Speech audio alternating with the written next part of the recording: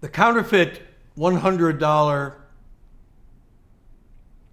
bills, U.S. currency, that we first identified in the Philippines in 1988 while I was working with Treasury agents. They continue to be passed all through Asia.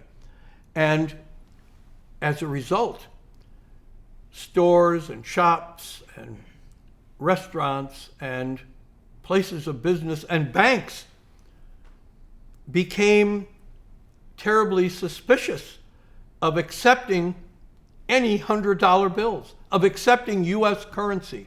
That's how grave the threat was. You'd go in a store and want to use a $100 bill to pay for your groceries. And the clerks would either be looking at, or they'd write down the serial number of the bill.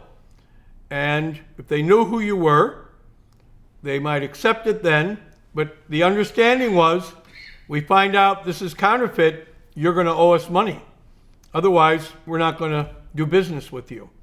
That's what had come to in 1996 when I arrived as U.S. ambassador to Cambodia. And I'm in my embassy in Phnom-Penh, only there about a week in March, right after St. Patrick's Day. Maybe it's the luck of the Irish, but a Secret Service agent, a U.S. Secret Service officer, shows up at our embassy and identifies himself, shows his credentials, and said, "I've just come from Thailand. I have been tracking counterfeit U.S. $100 bills. And I've traced them back here to Cambodia." So what had happened was, he had been given training to Thai police officers about how to spot counterfeit U.S. currency.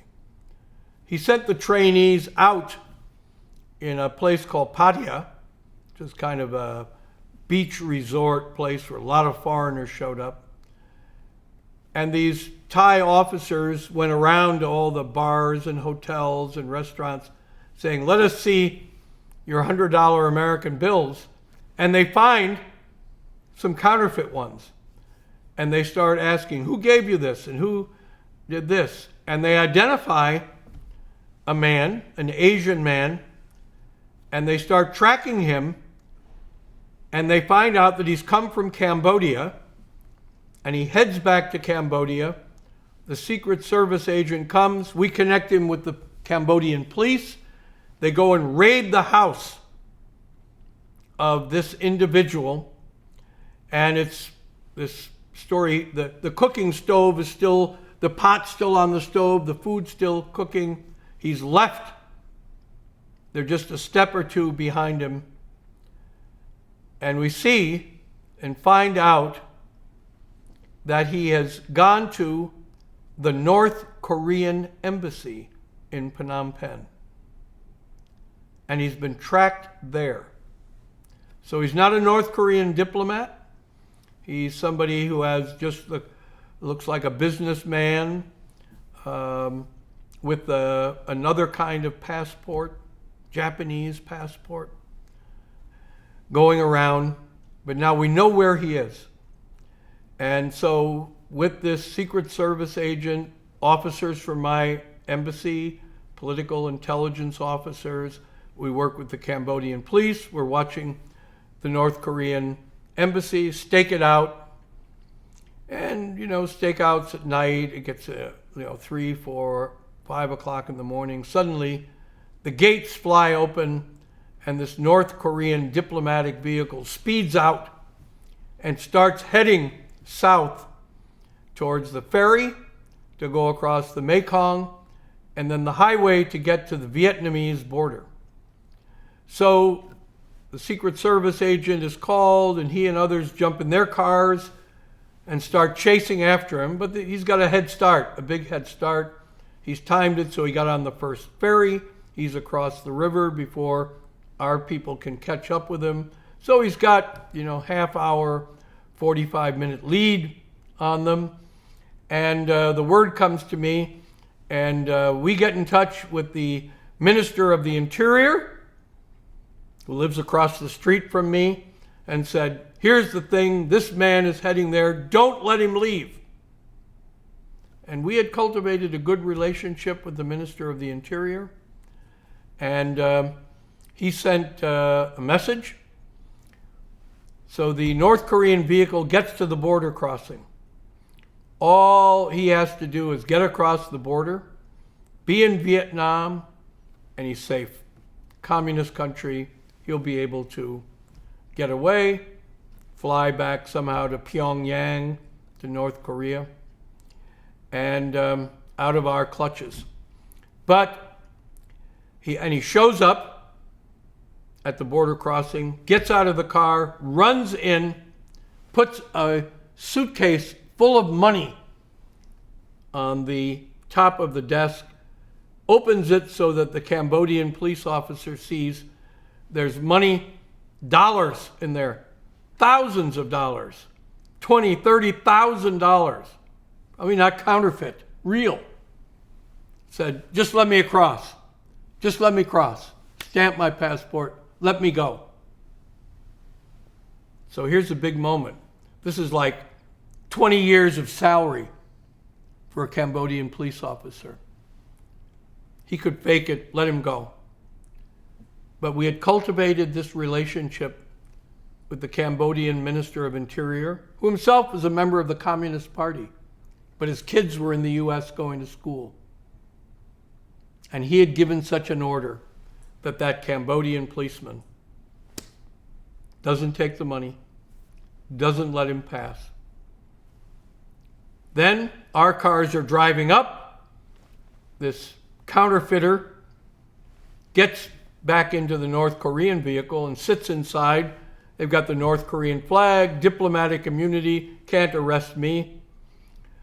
They force him to drive back to Phnom-Penh, keep him from going to the North Korean embassy, they blockade it, take him to the Ministry of Interior, where his vehicle is kept in a yard, and he stays inside for over a day, performing all his bodily functions in their diplomatic vehicle.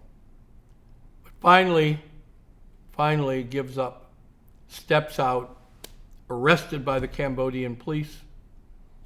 A few hours later, he's in the car, the U.S. Treasury, Secret Service agents with him, going to the airport. We bought the tickets. We can't arrest him in Cambodia, can't arrest him in Thailand. We have the tickets to get him back to the U.S.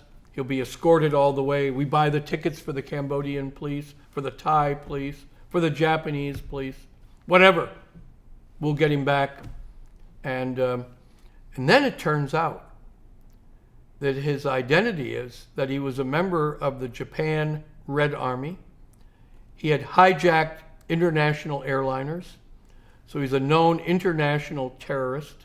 And he has for years been this North Korean agent going all over Southeast Asia, spending, distributing counterfeit U.S. money, getting change in real U.S. money, financing North Korean intelligence operations. It's the highest ranking North Korean controlled agent ever apprehended. And we got him. We got him. And he had all those super notes. They had been making these counterfeit $100 bills, first identified in the Philippines. Decision was made in Washington to not bring him to the U.S., but to give him to the Japanese, who wanted him for hijacking their airliner and taking it to North Korea. But this was an amazing episode for me. The Treasury sent senior officers to Phnom Penh to present us awards for what we did,